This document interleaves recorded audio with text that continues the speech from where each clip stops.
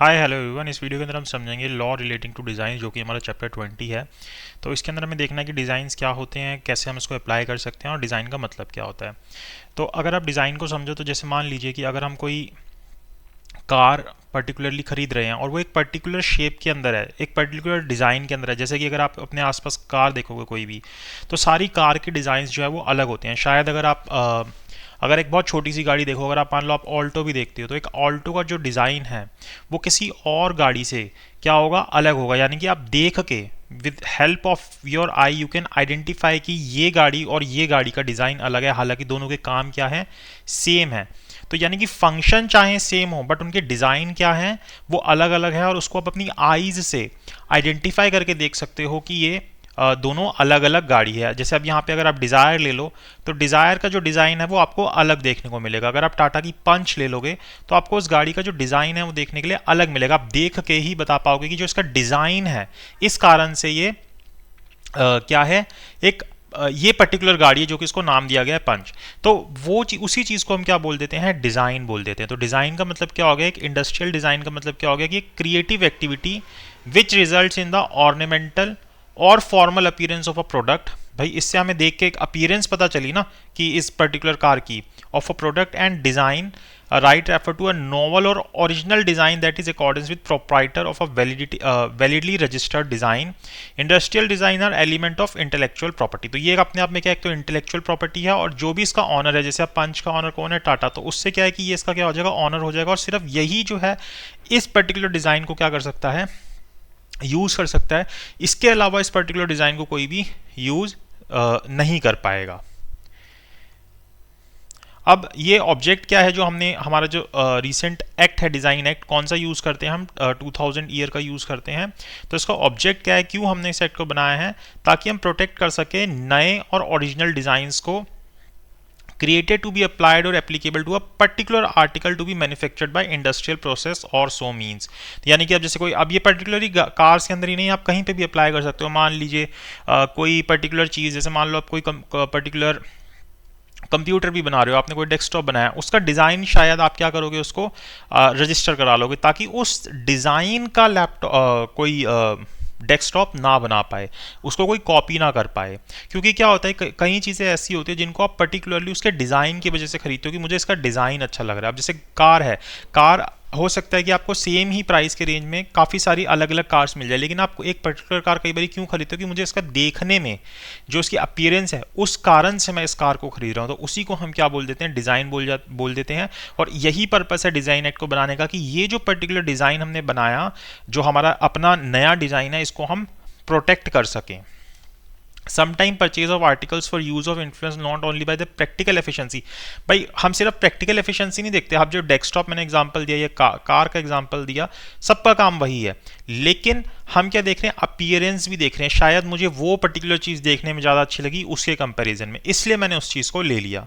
The important purpose of design registration is to see the artisan creator originator of design having aesthetic look. जो उसका अपना look है, वो उससे हमें पता चले कि ये इसका लुक है, कोई और उस लुक को कॉपी करके ना बेच पाए। Is not deprived of bona fide revived by other applying to their goods. तो ये हमारा पर्टिकुलर पर्पस है किस चीज़ का, डिज़ाइन एक्ट को बनाने का, कि हम उसको सेव कर सकें उसके डिज़ाइन को।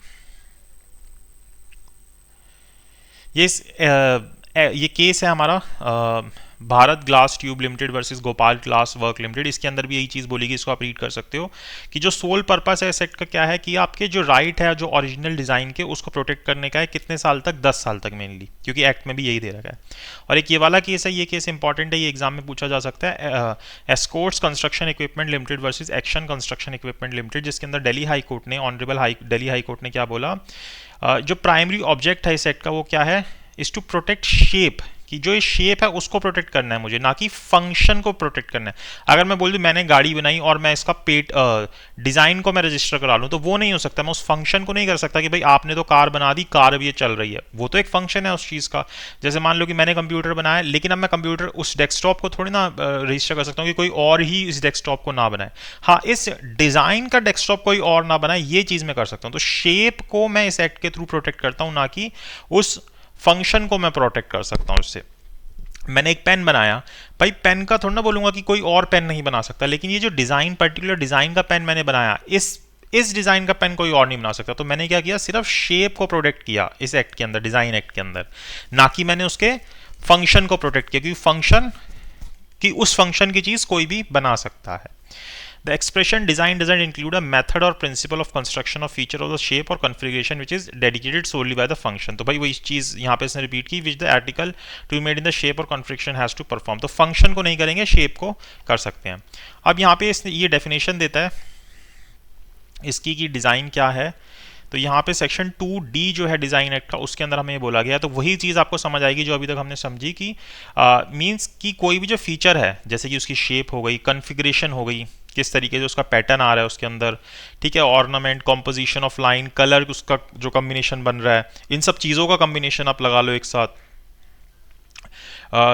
There of apply to any article whether 2 dimensional or 3 dimensional. अब वो चीज़ कैसी हो सकती है, जैसे जो अभी आपने कम्बिनेशन बनाया कि 2 डायमेंशनल भी हो सकती है, 3 डायमेंशनल भी हो सकती है, दोनों फॉर्म के अंदर भी हो सकती है, उससे कोई मैटर नहीं करेगा। चाहे वो मैनुअल है, मैकेनिकल है, केमिकल है, सेपरेट कंबाइंड है, जिससे कि हमें एक फिनिश्ड आर्टिकल मिल रहा है। Finished article appeal to and are just solely by the eye. तो यही मेन चीज़ है कि आप उसको क्या कर पा रहे हो, आईज से ही उस इन सारी चीज़ों को मिला के, भाई आपने शेप, कोई पैटर्न बनाया, कुछ आपने डिज़ाइंस, मतलब उसके अंदर कुछ लाइंस बनाई, कलर बनाया, कुछ ऐसा आपने उसके अंदर, चाहे वो 2 डायमेंशनल था, 3 डायमेंशनल था, ठीक है, आपने कोई मैनुअल प्रोसेस किए, मैकेनिकल प्रोसेस किए, कुछ भी किया आपने उसके, और उस कारण से आप उसको अलग से आइडेंटिफाई कर पा रहे हो अपनी आंखों से कि ये चीज़ ऐसी है। फंक्शन उसका शायद किसी और चीज़ से सेम हो जाए, लेकिन इसका डिज़ाइन किसी और से सेम नहीं होना चाहिए। तो इसलिए इसने यहाँ पे बोला but does not include any mode of principle or construction or anything which is substance mere mechanical device, की वो सिर्फ अपने आप में क्या एक मैकेनिकल डिवाइस है। मैं कहूँ मैं कार को पूरा का पूरा रजिस्टर करा लूँ डिज़ाइन एक्ट में, तो वो नहीं हो सकता। सिर्फ मैं उसके डिज़ाइन को, जो उसकी कन्फिग्रेशन है, उसका जो शेप है, उसको मैं रजिस्टर करवा सकता हूँ। एंड डज नॉट इंक्लूड, कोई भी ट्रेडमार्क इसके अंदर इंक्लूड नहीं होगा जो कि हमें ट्रेडमार्क एक्ट के अंदर दे रखा है। कोई प्रॉपर्टी मार्क हो गया, आर्टिस्टिक वर्क हो गया जो कि हमें कॉपीराइट एक्ट के अंदर दे रखा है, तो वो चीज़ें नहीं आएंगी। उसके अलावा जो इस तरीके की चीज़ें होंगी वो हमारी डिज़ाइन एक्ट के अंदर कवर हो जाएंगी। और ये एक इंपॉर्टेंट चीज़ है कि जो आर्टिस्टिक वर्क्स होते हैं, जैसे कि कोई मूवी बनाई जो हम देखते हैं, या इस तरीके की कोई और चीज़ होगी, कोई पेंटिंग बनी, तो वो डिज़ाइन एक्ट के अंदर ना आके किसके अंदर आती है, कॉपीराइट एक्ट के अंदर आती है पर्टिकुलरली।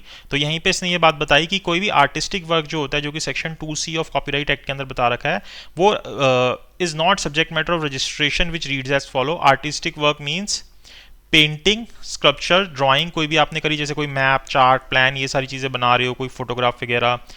दूसरी चीज़ कोई आप आर्किटेक्चर का वर्क कर रहे हो, या फिर जो कोई भी इस तरीके का आर्टिस्टिक क्राफ्टमैनशिप का वर्क है, वो सारा इसके अंदर आ जाएगा, कॉपीराइट एक्ट के अंदर आ जाएगा। उसके बाद यहाँ पे भी एक बहुत इंपॉर्टेंट और अच्छी बात बताई इसने कि जो डिज़ाइन है या पैटर्न है, वो उसकी पूरी बॉडी को, जो मतलब कि या गुड है जिसको भी आप बेच रहे हो, उसको कवर कर लेता है। And form part and parcel of the good. भाई ये जो पूरा कार है, इसका जो पूरा डिज़ाइन है, यही उसके अंदर कवर हो गया। बट लेकिन जो ट्रेडमार्क है, इस part apart from different from the good. लेकिन ट्रेडमार्क अपने आप में क्या होता है, अलग होता है। जैसे टाटा है, तो टाटा का जो अपना सिंबल है वो अलग चलेगा, वो अपने आप में डिज़ाइन से अलग है, वो गुड्स से अपने आप में अलग है।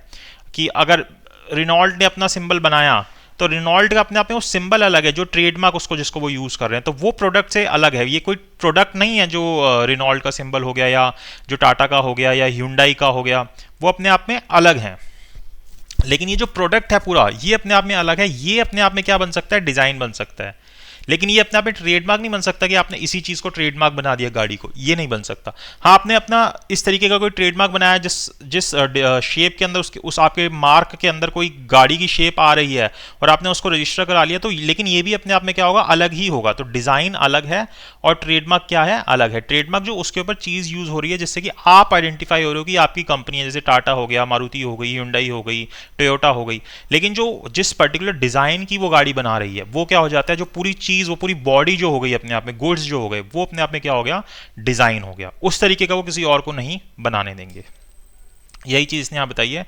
The copyright of a design can not thereof be treated as counterfeiting a trademark. तो अगर आपके कोई डिज़ाइन को कॉपी कर रहा है, तो ये नहीं बोलेंगे कि उसने आपका ट्रेडमार्क कॉपी कर लिया। यानी कि अगर कोई टाटा की पंच गाड़ी को सेम गाड़ी वैसे ही बना रहा है, लेकिन वो अपना मार्क यूज़ कर रहा है, मान लो रिनॉल्ट वाला अपना मार्क यूज़ कर रहा है उसके अंदर, तो ये नहीं मान लिया जाएगा कि रिनॉल्ट ने ट्रेडमार्क इन्फ्रिंजमेंट किया, ये माना जाएगा कि उसने डिज़ाइन कॉपी किया। तो डिज़ाइन एक्ट के अंदर प्रोसीडिंग चलेगी। तो इस चीज़ को हम क्या बोलेंगे, डिज़ाइन इन्फ्रिंजमेंट बोलेंगे, ना कि ट्रेडमार्क की काउंटरफिटिंग बोलेंगे। ये एग्जाम्पल के लिए बता रहा हूँ, ऐसा कुछ कर नहीं रही कोई कंपनी किसी और को कॉपी, ठीक है। तो डिज़ाइन भी क्या अपने आप में एक आईपीआर ही है, इंटेलेक्चुअल प्रॉपर्टी राइट ही है। अब इसने यहाँ देखो अलग अलग डिज़ाइन देके बता रखे हैं कि अब इस डिज़ाइन की अगर कोई कार बना रहा है तो सिर्फ उसके पास रहेगी। इसका मतलब ये नहीं कि कार कोई और नहीं बना सकता, लेकिन इस डिज़ाइन की कार कोई और नहीं बना पाएगा। अब ये जो केटल है, इलेक्ट्रिक केटल है आई थिंक, तो ये इलेक्ट्रिक केटल का मतलब ये नहीं होगा कि इस डिज़ाइन ये केटल कोई और नहीं बना सकता, लेकिन इस डिज़ाइन को अगर आप रजिस्टर करा लोगे तो फिर इस डिज़ाइन को कोई और नहीं बना सकता। तो ये हमारा मेन पर्पस है डिज़ाइन का। इसी तरीके के आपको कुछ केसेस देखने को मिल जाएंगे इसके अंदर, जिसके अंदर में ये सारी चीज़ें बताई गई हैं। जैसे कि JSON industries and other versus crown craft का केस है 2013 ऑनरेबल दिल्ली हाई कोर्ट का, जिसके अंदर ये स्कोप बताया डिज़ाइन का और रेफर किया कौन से केस को, जो ऑनरेबल सुप्रीम कोर्ट का केस है भारत ग्लास ट्यूब, जो ऊपर भी हमने देखा था। तो वहाँ पे भी हमें यही बता रखा है कि क्या मतलब क्या होता है इसका, क्या कंसेप्ट है, डिज़ाइन है क्या। तो वही चीज़ इसने यहाँ पे दोबारा से बता रखी है कि उस डेफिनेशन को एक तरीके से एलोबरेट कर रखा है कि डिज़ाइन के अंदर जो दोनों चीज़ें हो सकती हैं, 2 डायमेंशनल 3 डायमेंशनल या दोनों भी हो सकता है। आइस से हम उसको अलग कर सकते हैं, यानी कि वो पर्टिकुलरली अपीलिंग टू द आई होना चाहिए, वही चीज़ को एलोबरेट कर रखा है। कोई भी जो मैकेनिकल एडवाइस है उसको हम एक्सक्लूड कर देंगे, वही चीज़ यहाँ पे इसने दोबारा से डिटेल में दे रखी है। अब इसका मतलब क्या होता है proprietor of a new original design, कि हम किसको प्रोप्राइटर बोलेंगे किसी न्यू या ओरिजिनल डिज़ाइन का। तो 3 तरीके से आप किसी न्यू ओरिजिनल डिज़ाइन के प्रोप्राइटर बन सकते हो।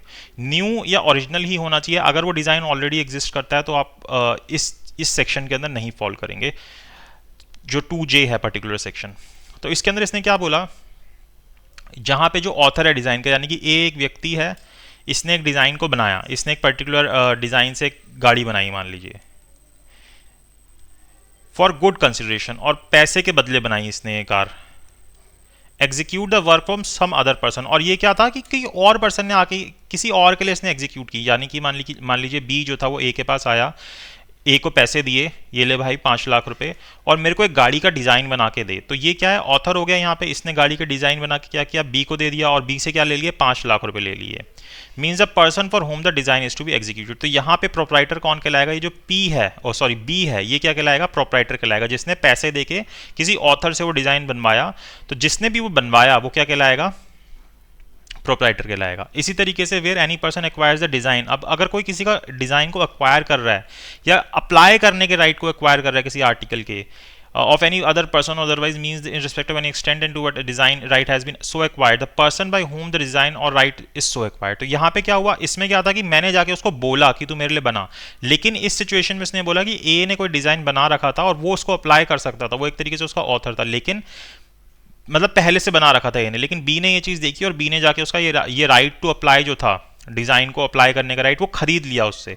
तो यहाँ पे भी बी क्या कहलाएगा, प्रोप्राइटर कहलाएगा। यहाँ पे उसने खुद से बोला था कि मेरे लिए बना, यहाँ पे उसने पहले से ही बना रखा था ए ने और उस राइट को उसने खरीद लिया बी ने, तो यहाँ पे तब भी बी क्या कहलाएगा, प्रोप्राइटर कहलाएगा। और अगर ये दोनों सिचुएशन नहीं है, तीसरी सिचुएशन के अंदर क्या होगा, जो ऑथर है डिज़ाइन का, जिसने वो डिज़ाइन बनाया है, वही क्या कहलाएगा, प्रोप्राइटर कहलाएगा। या उसके बिहाफ पे जो भी, जैसे उसके लीगल हायर्स हो गए, जो भी हो गया, अगर वो नहीं रहा तो उस सिचुएशन में वो सब क्या कहलाएंगे, प्रोप्राइटर कहलाएंगे उस न्यू डिज़ाइन के। तो इस तरीके से किसी न्यू डिज़ाइन के प्रोप्राइटर बन सकते हैं। फिर आगे क्या बोलता है कि आप कुछ ऐसे डिज़ाइन हैं जिसका आप रजिस्ट्रेशन नहीं करवा सकते, जिसके ऊपर रेस्ट्रिक्शन लगा रखी है। तो वो ऐसे कौन से डिज़ाइन है जिसका नहीं करा सकते, यानी कि ऐसे डिज़ाइन जो कि अपने आप में न्यू या ओरिजिनल नहीं है, सेक्शन 4 बोलता है, या फिर वो पहले से ही कहीं पे पब्लिश हो रखे हैं, जैसे इंडिया के अंदर या किसी भी पूरे वर्ल्ड में कहीं पे भी वो पब्लिश हो रखे हैं, तो उसको आप रजिस्टर नहीं करा सकते। या फिर वो सिग्निफिकेंटली डिस्टिंग्विश नहीं है, कि अपने आप में बहुत अलग नहीं है, ठीक है। जैसे अब एक पर्टिकुलर कार का डिज़ाइन आपने बनाया और वो किसी और कार के डिज़ाइन से बिल्कुल मैच कर रहा है, जैसे रिट्स के डिज़ाइन से मान लीजिए वो मैच कर रहा है बिल्कुल, तो आप उसको नहीं करा सकते। एक्शन कंप्राइज और कंटेन स्कैंडेलियस और ऑब्सीन मैटर, उसके अंदर कुछ इस तरीके का जो ऑब्सीन मैटर होते हैं वो हैं उसके अंदर, तो वो रजिस्टर्ड नहीं होंगे। तो ये 4 चीज़ें जो हैं सेक्शन 4 के अंदर मना कर रखी हैं कि आप इसको रजिस्टर नहीं करा सकते। और ऑनरेबल सुप्रीम कोर्ट ने क्या बोला कि जो एक्सप्रेशन है न्यू या ओरिजिनल सेक्शन 4 के अंदर means design which has been registered has not been published, ये वाली बात, anywhere it has been made known to the public and that it has been invented for the first time and not been reproduced by anyone, कि भाई पहली बार वो बनी हो, कहीं पे भी वो किसी पब्लिक ना हुई हो, उसी को हम यहाँ पे ला सकते हैं। फिर आगे अब एप्लीकेशन किस तरीके से लगाएंगे तो उसका प्रोसेस भी समझा रखा है यहाँ पे। तो इसने सीधी सी बात बोली कि अगर आपको यहाँ एप्लीकेशन लगानी है तो आपको क्या करना है कि कोई भी व्यक्ति जो है प्रोप्राइटर जो है वो एप्लीकेशन लगा सकता है। कोई भी ऐसा डिज़ाइन जो पहले से पब्लिश नहीं हो रखा किसी भी कंट्री के अंदर कर सकता है। फिर एक minute, the controller may on the application of any person claiming the proprietor of new or original design not previously publish in any country. अच्छा, किसी और कंट्री में पब्लिश ना हो, यहाँ पे मैंने गलती कर दी वो बोल के, किसी और कंट्री में भी वो पब्लिश ना हो या हो, and which is not contrary to public order के कॉन्ट्रे ना हो, मॉरलिटी के कॉन्ट्रे ना हो, तो उस डिज़ाइन को रजिस्टर कर सकता है कौन? कंट्रोलर। तो जो एप्लीकेशन है प्रिस्क्राइब फॉर्म के अंदर होनी चाहिए, पेटेंट ऑफिस में होनी चाहिए, प्रिस्क्राइब फी होनी चाहिए। अ डिज़ाइन में भी registered in not more than 1 class, अगर एक क्लास से ज़्यादा के अंदर रजिस्टर नहीं होगा। And in case of doubt to the class in which a design ought to be register the controller may decide the question. तो कंट्रोलर डिसाइड करेगा कि कौन से क्लास के अंदर ये रजिस्टर होगा। और कंट्रोलर को ठीक लगता है, जैसा भी उसको ठीक लगता है, refuse to register any design, मना कर देगा कि नहीं होना, तो उस सिचुएशन पर में जो एग्री व्यक्ति है वो क्या कर सकता है? हाई कोर्ट के अंदर अपील कर सकता है। ओइंग टू एनी डिफॉल्ट और नेग्लेक्ट के कारण आपकी जो एप्लीकेशन है वो मतलब नहीं आगे बढ़ पाई है तो उसको हम अबेंडन मान लेते हैं। और जिस दिन भी आपको रजिस्ट्रेशन मिला है उसी दिन से हम मान लेते हैं कि आपका जो डिज़ाइन है वो रजिस्टर्ड हो गया है। इसी का इसने प्रोसेस बता रखा है, बहुत सिंपल सा प्रोसेस बता रखा है, बहुत इजीली बता रखा है इसने, अच्छे से एक्सप्लेन कर रखा है। इसने क्या बोला कि सबसे पहले एप्लीकेशन फाइल होगी, उसको नंबर वगैरह डेट मिल जाएगी एप्लीकेशन को, फिर उसकी आपकी एग्जामिनेशन जो एप्लीकेशन है उसको एग्जामिन किया जाएगा, देखा जाएगा। फिर अगर उसके अंदर कोई ऑब्जेक्शन नहीं आता तो सीधा वो एक्सेप्ट हो जाएगी, नोटिफिकेशन दे देंगे ऑफिस जर्नल के अंदर और आपको रजिस्ट्रेशन मिल जाएगी। लेकिन क्या होता है, एग्जामिनेशन करने के बाद कोई ऑब्जेक्शन आता है तो वो आपको बताया जाएगा, और अगर आप उसका कोई कंप्लायंस नहीं करते तो अबेंडन हो जाएगा, जो हमने ऊपर पढ़ा था। और अगर ऑब्जेक्शन आता है और आपको बताया जाता है और आप उस ऑब्जेक्शन की कंप्लायंस कर देते हैं तो वो एक्सेप्ट मान लिया जाएगा, नोटिफिकेशन हो जाएगी और आपको मिल जाएगा। कोई ऑब्जेक्शन आता है लेकिन आप उस ऑब्जेक्शन को कंटेस्ट करते हैं, वो रिफ्यूज़ हो जाता है तो आप हाई कोर्ट जा सकते हैं, और अगर हाई कोर्ट अलाउ कर देता है तो फिर एक्सेप्ट होके आपको मिल जाएगा। और दूसरी बात कि अगर आप ऑब्जेक्शन कर देते हैं, कंटेस्ट करते हैं, तो उस सिचुएशन के अंदर जो अथॉरिटी है वो क्या कर सकती है? वेव भी कर सकती है उस कंडीशन को, फिर वो एक्सेप्ट हो जाएगा और नोटिफिकेशन आ जाएगी और वो आपको मिल जाएगा। तो इस तरीके से सर्टिफिकेट इशू हो सकता है। तो यहाँ पे इसने यही बात बताई, registration to be in respect of particular article. अब ये क्या बोल रहा है, सेक्शन 4-5 तक आई थिंक क्लियर होगा। अब आगे क्या बोल रहा है ये कि जो डिज़ाइन है वो डिज़ाइन में भी रजिस्टर्ड इन एनी और all of the article comprise in prescribe class of articles. तो वो मतलब कि जो आपका डिज़ाइन है वो किसी भी या सारे आर्टिकल्स के लिए भी प्रेस्क्राइब क्लास ऑफ आर्टिकल्स के अंदर रजिस्टर किया जा सकता है। दूसरी बात, अगर कोई भी क्वेश्चन राइज होता है कि किस क्लास के अंदर जो आर्टिकल है वो फॉल कर रहा है तो कंट्रोलर उसको डिसाइड करेगा, जो हमने ऊपर भी देखा था। तीसरी बात बोलता है कि अगर कोई डिज़ाइन है, ठीक है, वो रजिस्टर्ड हो रखा है कि इन respect of any article comprise in a class of article, की पर्टिकुलर किसी क्लास के अंदर जो भी उसका क्लास नंबर होगा उसके अंदर वो रजिस्टर हो रखा है पहले से ही, तो वहाँ पे बोलता है कि जो एप्लीकेशन है उस प्रोप्राइटर ऑफ डिज़ाइन की उसको रजिस्टर करने के लिए इन सम or more or other article comprise in that class of article shall not be refused nor shall the registration thereof be invalidated. कि भाई अगर वो किसी और क्लास के अंदर भी अप्लाई कर रहा है तो उसका जो रजिस्ट्रेशन है वो रिफ्यूज नहीं होना चाहिए, या फिर पुराना रजिस्ट्रेशन इनवैलिडेटेड नहीं होना चाहिए कि भाई ये जो डिज़ाइन है वो नया नहीं है या ओरिजिनल डिज़ाइन नहीं है कि उसने पहले से किसी क्लास में कर रखा है, क्योंकि वो नए क्लास में कर रहा है। तो ये चीज़ इसने यहाँ पे बताई। और ये चौथी चीज़ तो वही है कि जो हमने ऊपर पढ़ी थी कि अगर कोई भी व्यक्ति एप्लीकेशन करता है रजिस्ट्रेशन की, तो क्या बोलता है यहाँ पे कि where any person make application for registration of any design respect of any article and either that design has been previously registered by another person respect of same or other article, भाई पहले से वो register हो सका है, उसी चीज़ मतलब जो वो डिज़ाइन है वो पहले से ही रजिस्टर हो रखा है, प्रीवियसली रजिस्टर हो सका है किसी और व्यक्ति के द्वारा किसी और आर्टिकल के लिए, या फिर जो डिज़ाइन है जिसके लिए एप्लीकेशन की गई है वो ऐसे डिज़ाइन को कंसिस्ट करता है जो कि प्रीवियसली रजिस्टर्ड है किसी और व्यक्ति के द्वारा in respect to the same or some other article, क्या सेम या किसी और आर्टिकल के लिए, तो उस सिचुएशन के अंदर रजिस्ट्रेशन नहीं होगी। फिर ये चीज़ जो है एसेंशियल है, जो रिक्वायरमेंट दे रखी है डिज़ाइन की, ये पूछ सकता है एग्जाम के अंदर। इसके अंदर क्या बोला हुआ है इसने कि हाँ ये मतलब एक तरीके से ये चीज़ें पढ़ी हुई है हमने सारी जो अभी तक ऊपर, कि जो डिज़ाइन है वो न्यू ओरिजिनल होना चाहिए, design should be new or original, previously publish नहीं होना चाहिए, ठीक है, वो सारी चीज़ें आगे। Design should relate to the features of shape, configuration, pattern होना चाहिए। Design should be applied or applicable to any article by any industrial process के लिए हो सकता है। The feature of design in finish article should appeal to and are जज solely by the eyes के through आप उसको आइडेंटिफाई कर सकते हो। ठीक है, कोई एनी मोड और प्रिंसिपल ऑफ कंस्ट्रक्शन और ऑपरेशन और anything which is in substance a मियर mechanical device would not be registrable design की भी सिर्फ वो मैकेनिकल डिवाइस है तो आप उसको नहीं करा सकते सिर्फ कि भाई आप सिर्फ उसकी मैकेनिक्स को जाकर रजिस्टर करा रहे हो। The design should not be included in trademark या प्रॉपर्टी मार्क या फिर आर्टिस्टिक वर्क नहीं होना चाहिए कॉपीराइट एक्ट के अंदर। तो ये सारी चीज़ें जब पूरी होंगी तभी आप उसको डिज़ाइन को रजिस्टर करा सकते हो। ये चीज़ हम एक तरीके से समरी आप बोल सकते हो ऊपर की, तो पूछ लेता है इसको एग्जाम के अंदर। फिर बोलता है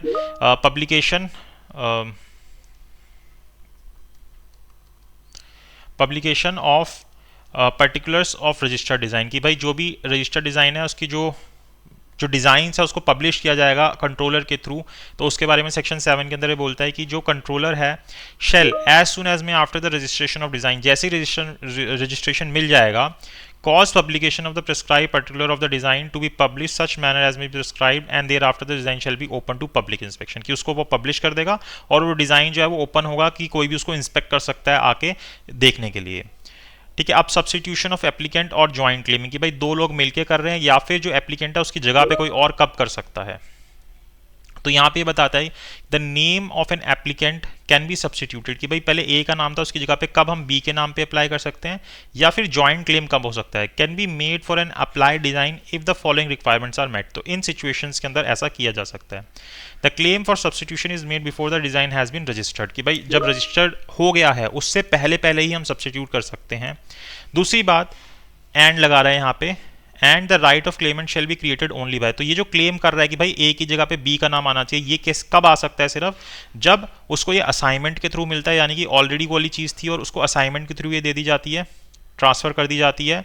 agreement in writing made by the applicant और वन ऑफ द एप्लीकेंट्स की भाई राइटिंग के अंदर हम लोगों ने एग्रीमेंट कर लिया कि ये सब्स्टिट्यूट होगा।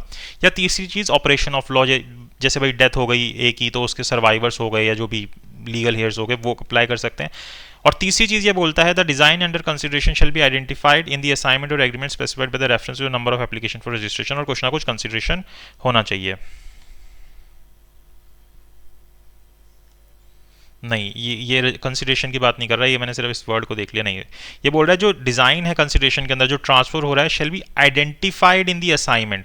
वो पर्टिकुलरली आपको आइडेंटिफाई करना है कि किस डिज़ाइन को हम असाइन कर रहे हैं, आपको उसको स्पेसिफिकली मेंशन करना है अपने एग्रीमेंट के अंदर या असाइनमेंट के अंदर। By reference to the number of application for registration, भाई अब उसका नंबर बताओगे एक्जैक्टली और फिर उसके बाद उसको आप उसके अंदर स्पेसिफिकली लिखोगे। The right of claimant in respect of design have been finally establish by a court, और जो राइट है वो फाइनली डिसाइड हो सकता है कोर्ट के थ्रू। तो ये चार चीज़ें हैं जो कि होनी चाहिए अगर आप जॉइंट क्लेम करना चाहते हैं या सब्स्टिट्यूशन चाहते हैं, भाई किसी और के नाम पे आप चाहते हैं। आगे क्या बोलता है, a request for substitution application shall be in, कौन से फॉर्म के अंदर होगी, फॉर्म 2 के अंदर होगी, और जो भी फीस लगनी है वो लगेगी। अगर ये सारी की सारी जो कंडीशन जो ऊपर दे रखी है कंट्रोलर के सामने पूरी हो जाती हैं और कंट्रोलर इस बात से सेटिस्फाई हो जाता है,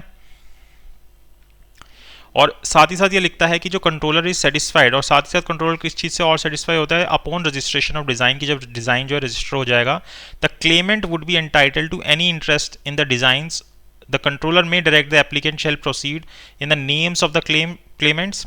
वही बात इसने यहाँ पे दोबारा बता दी, the names of the claimant and the applicant of the other joint applicants, कि वो सारे लोग उसी के बिहाफ पे आगे बढ़ सकते थे।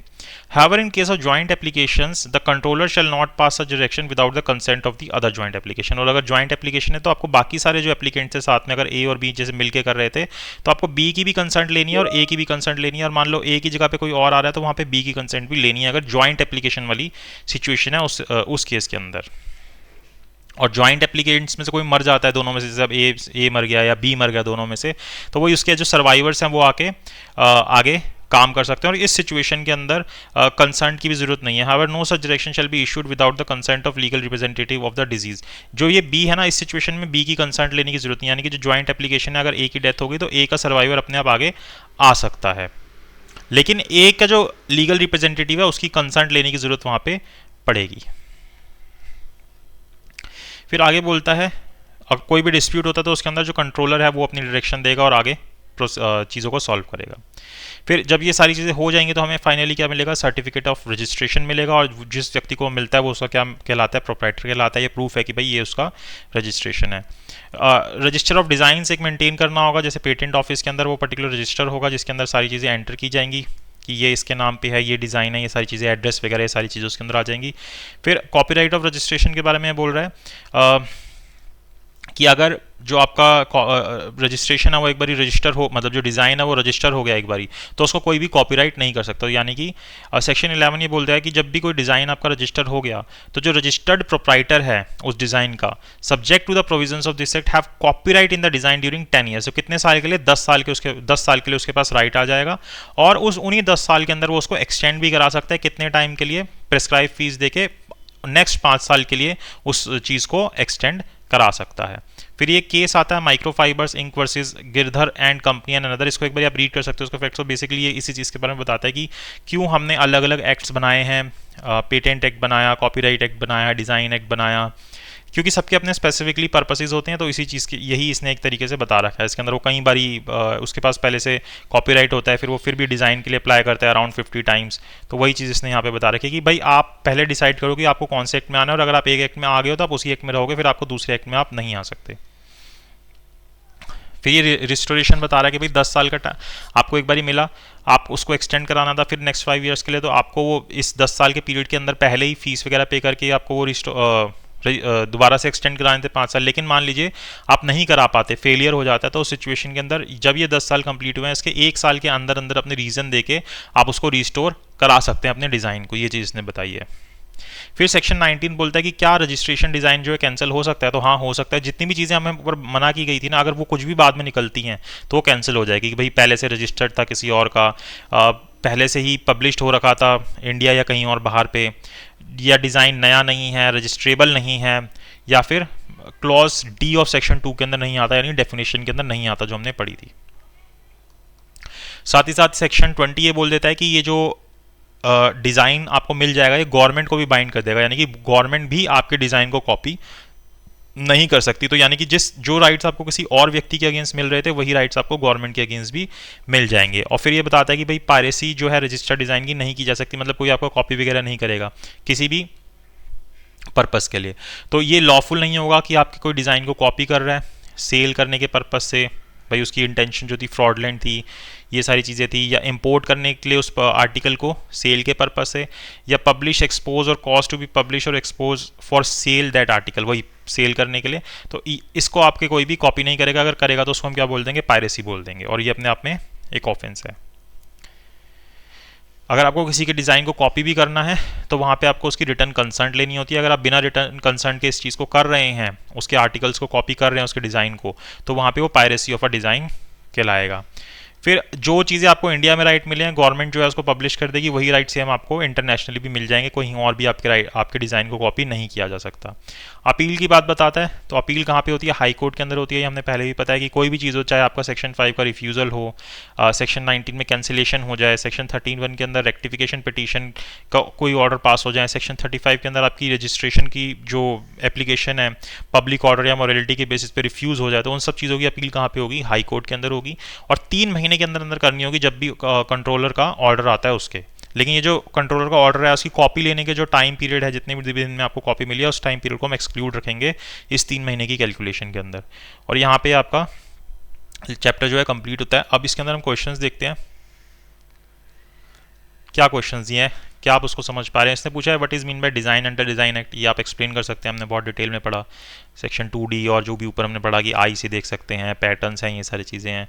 ऑब्जेक्ट क्या है रजिस्ट्रेशन के डिज़ाइन का, ये भी सबसे पहले हमने यही पढ़ा कि क्यों हम इसको रजिस्टर करते हैं, जो हमने सेकंड पैराग्राफ पढ़ा था कि ऑब्जेक्ट क्या है इसका। What is the effect of registration of design, क्या इफेक्ट होगा, भाई पायरेसी वगैरह नहीं हो सकती, कॉपी नहीं कर सकता कोई, ये सारी चीज़ें जो हमने पढ़ी थी।